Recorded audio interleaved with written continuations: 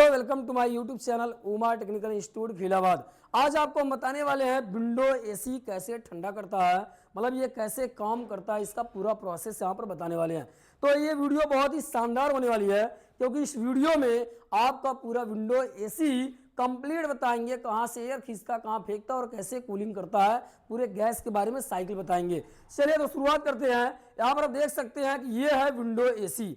तो window AC को कहते हैं कि ये मतलब कि एक ही कैबिनेट में फिट होता है, एक ही यूनिट होता है। तो आप देख सकते हैं कि यहाँ पर विंडो एसी ये पूरा इसमें जो मतलब कि ये आगे का भाग इंडोर यूनिट और ये आउटडोर यूनिट जैसा हमारी स्प्लिट एसी में होता है, इसका सारा भाग एक ही कैबिनेट में बांध दिया है, मतलब एक ही यूनिट में है।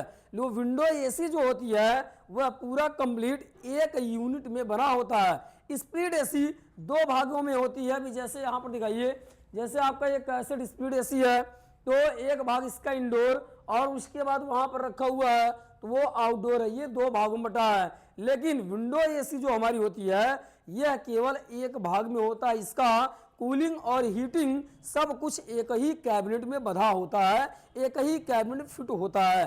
अब यहाँ पर बताते हैं कि कहाँ पर क्या क्या लगा होता है। तो इसके बाद ये कि होता क्या है कि ये जो इधर का भाग होता है, इतना भाग जो दिया हुआ है, ये भाग होता है कूलिंग यूनिट। यहाँ पर केवल कूलिंग करने का ही प्रोसेस होता है। इसके बाद ये जो पीछे का भाग होता है, इधर से दिखाइए यहाँ पर, तो जो यहाँ का भाग होता है ये साइड का देखिए, यहाँ पर ये प्लेट लगी हुई है, यहाँ दो भागों में विंडो एसी को बांट दिया गया है। तो ये वाला जो भाग होता है ये कूलिंग यूनिट और ये वाला जो भाग होता है इसे हम कहते हैं हीटिंग यूनिट, क्योंकि ये हीट करने का काम करता है और ये इधर कूल करने का काम होता है।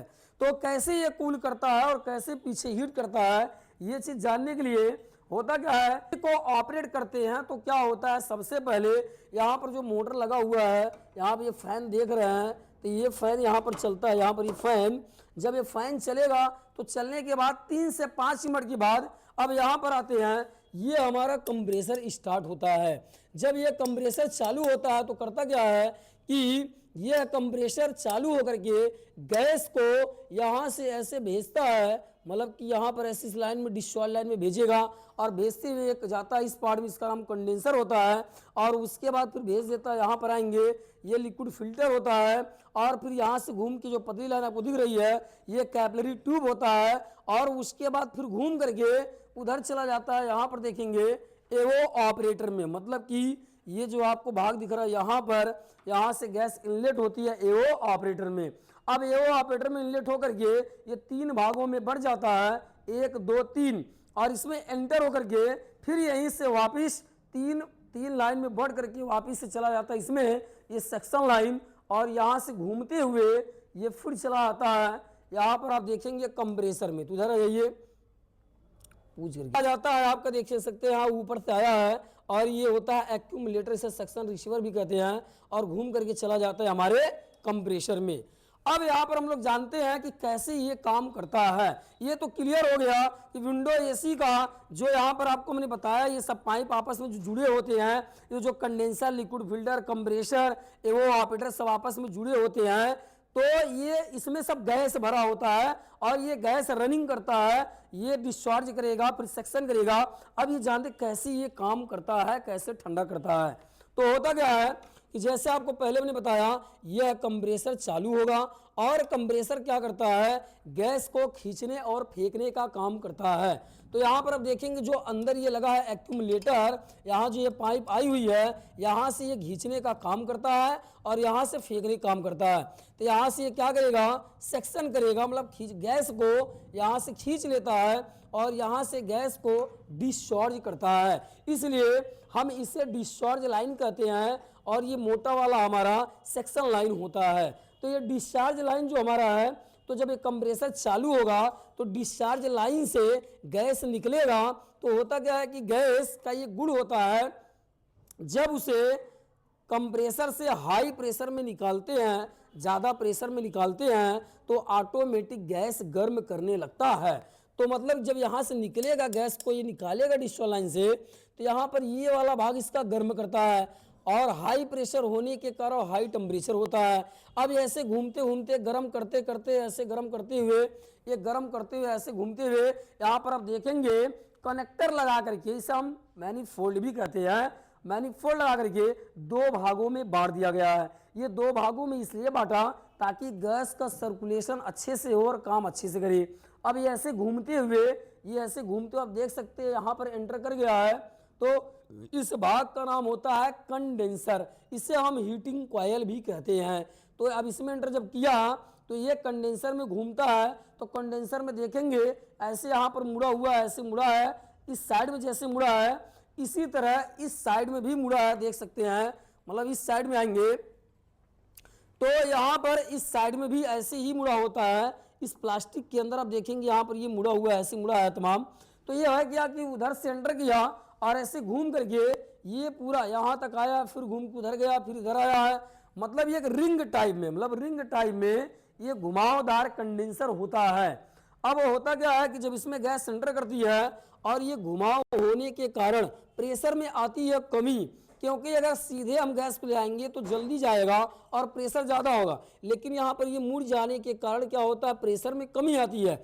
और प्रेशर में कमी आती है और उसके बाद यहाँ पर देखेंगे पतला पतला ये फिंस लगा हुआ है और उसे यहाँ पर ये फैन चल रहा है। अब क्या होता है कि ये प्रेशर में तो मुड़ने के कारण कमी आया, लेकिन ये फिंस लगे होने के कारण इस गैस की गर्मी इस कॉपर ट्यूब में जाती है और कॉपर ट्यूब हमारा सटा हुआ टच में है इस फिंस के, तो वह गर्मी निकल कर जाती है फिंस में। और जब यहाँ पर ये फैन चल जाता है तो ये फैन क्या करता है कि इधर से हवा को लेकर के, मतलब वायुमंडलीय एयर को खींच करके इसी के ऊपर प्रवाहित करता है। तो जब यहाँ से प्रवाहित करेगा, यहाँ से प्रेशर से फेंकेगा तो इसकी जो गर्मी होती है कंडेंसर की, यह गर्मी बाहर निकल जाती है। तो जब गर्मी बाहर निकल जाएगी, अब गैस जो हमारा होता है अब वो गैस दूसरी अवस्था में जाने लगता है।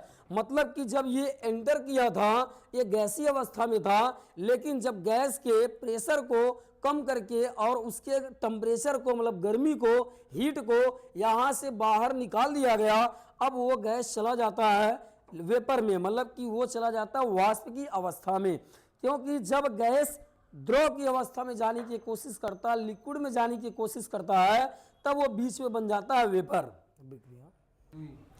अब इसके बाद जो यहाँ पर देखेंगे कि जब ये बीच में जाता है, अब ये प्रेशर कम हो रहा है, टेम्परेचर त्याग रहा है, तो जब ये दोनों प्रक्रिया हो रही है तो हो क्या रहा है कि यहाँ आते आते बीच में बन जाता है वेपर, मतलब वाष्प की अवस्था में। क्योंकि गैस लिक्विड की अवस्था में जाने की कोशिश करता है तो बीच में बनता है वेपर, वाष्प। अब उसके बाद क्या होता है, धीरे धीरे और नीचे जाएगा और यहाँ पर ये प्रेशर कम होते जाएगा और उसके बाद और भी टेम्परेचर निकलते हुए जाएगा। तो जैसे नीचे नीचे बढ़ते जाएगा तो जैसे लास्ट पॉइंट पर पहुँचता है, ये हमारा जो गैस था, गैस में ये चला जाता है लिक्विड की अवस्था, मतलब द्रव की अवस्था में। जैसे तेल होता है वह तेल की अवस्था में नीचे चला जाता है। तो अब कंडेंसर का काम था गैस को प्रेशर कम करके, टेम्परेचर को वायुमंडल में त्याग करके गैस को लिक्विड में बदल देता है। तो ये इसका काम था। अब ये लिक्विड में आ करके आगे बढ़ेगा, ये आगे बढ़ करके जाएगा ये लिक्विड फिल्टर में, इसका नाम होता है लिक्विड फिल्टर। लिक्विड फिल्टर में जैसे ही एंटर करेगा, यहाँ पर लिक्विड फिल्टर क्या करेगा, उस लिक्विड को साफ कर देता है। जो हमारा गैस से जो लिक्विड के रूप में चला गया है उस लिक्विड को ये साफ कर देता है। साफ करने के बाद आगे बढ़ता है। अब ये जो लगा है कैपिलरी ट्यूब, इसका व्यास बहुत कम होता है। तो व्यास कम होने के कारण, यहाँ पर जैसे इसका व्यास बहुत कम होता है तो व्यास कम होने के कारण क्या होता है कि गैस पर दबाव पड़ता है। मतलब यहाँ से प्रेशर मारेगा तो अब दबाव पड़ेगा। अब जैसे ही कैपिलरी ट्यूब का दबाव पड़ेगा, मतलब महीन व्यास होने के कारण दबाव जिसे पड़ेगा, अब गैस जो होता है, मतलब जो गैस लिक्विड अवस्था में है, अब वह लिक्विड धीरे धीरे जाएगी और जब धीरे धीरे जाएगा तो धीरे धीरे गर्मी को त्यागने लगती है, मतलब गर्मी कम होने लगता है। और धीरे धीरे आगे बढ़ते हुए जैसे यहाँ पर आएगा, आ जाइए, आगे बढ़ते हुए जैसे यहाँ पर आएगा तो यहाँ से ही जैसे एंटर किया तो आधी कैपिलरी के बाद ही ये ठंडा करना स्टार्ट करने लगता है। और ये ठंडा करते करते यहाँ पर आएगा और यहाँ पर गैस, मतलब लिक्विड आएगा आपकी, और यहाँ पर ठंडा करेगा और वो ऑपरेटर में कूलिंग होने लगता है। तो ये कह सकते हैं कि जो कैपिलरी ट्यूब है वह गैस को कंट्रोल, मतलब रेफ्रिजरेंट का लिक्विड अवस्था जो है उसे कंट्रोल करके एवो ऑपरेटर में भेजता है, तभी एवो ऑपरेटर में यहाँ पर कूलिंग होती है। तो ये एवो ऑपरेटर मतलब इसे हम कूलिंग कॉइल भी कह सकते हैं। अब ये कूलिंग कॉइल एवो ऑपरेटर हमारा कूलिंग करेगा। जब यहाँ पर ये कूलिंग करने लगता है तो पहले से क्या है कि ये फैन हमारा चल रहा है और अंदर का ब्लोअर चल रहा है। अब यहाँ पर लेकर आइए, अंदर का ब्लोअर चल रहा है, जैसे यहाँ पर आप देख सकते हैं कि जो आपको दिख रहा है इसे हम डक्ट कहते हैं। तो यहाँ पर इसके अंदर यहाँ पर लगा हुआ है ब्लोअर।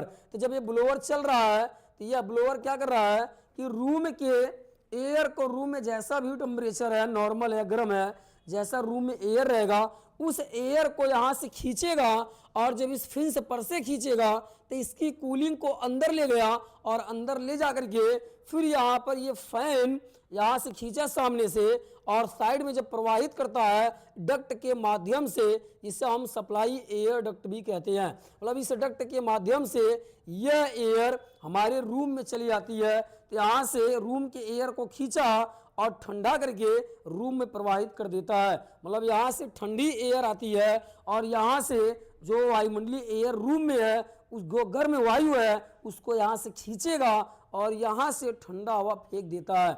मतलब जो विंडो एसी होती है, कोई भी एसी हो, रूम के ही एयर को खींच करके और रूम में ही प्रवाहित कर देता है।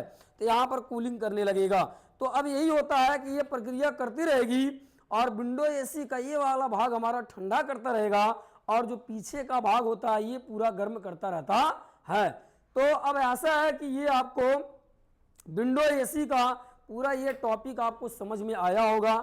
ये डेमो जैसा आपका पूरा वीडियो है, मतलब पूरा कंप्लीट कैसे ये काम करता है।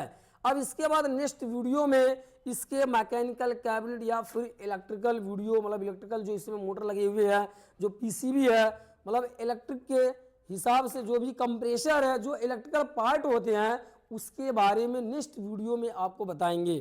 तो ये वीडियो आपको अच्छी लगी हो, नए हो तो चैनल को सब्सक्राइब करें और लाइक करें, कमेंट करें, ज़्यादा से ज़्यादा शेयर करें, ताकि आपके नए दोस्त जो सीखने वाले हैं या जो काम कर रहे हैं फील्ड में, उनको विंडो एसी के बारे में अच्छी जानकारी, अच्छा इन्फॉर्मेशन मिल सके। जय हिंद, जय भारत।